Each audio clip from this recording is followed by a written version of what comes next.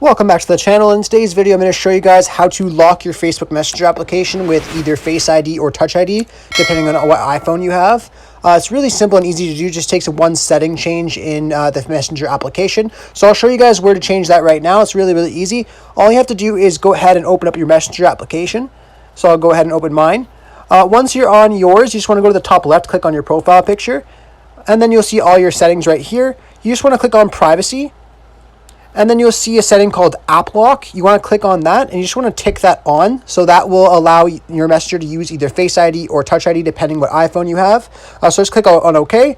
And you just want to ensure that it is green, and you could change the setting right here. So after you leave Messenger, you want it to go on, a minute after leaving, 15 minutes after leaving. So that's just to allow you to not have to put your face in every couple minutes, like if you leave the application and then you want to go back in and check a message or something like that. So if that's your case, then you obviously want to put like probably 15 minutes or an hour. But otherwise, though, you can just leave it on after I leave Messenger. Anyhow, I hope I was able to help you guys out with adding this lock to your Messenger application. If it was helpful, be sure to leave a like and subscribe for more tutorials. Thanks for watching.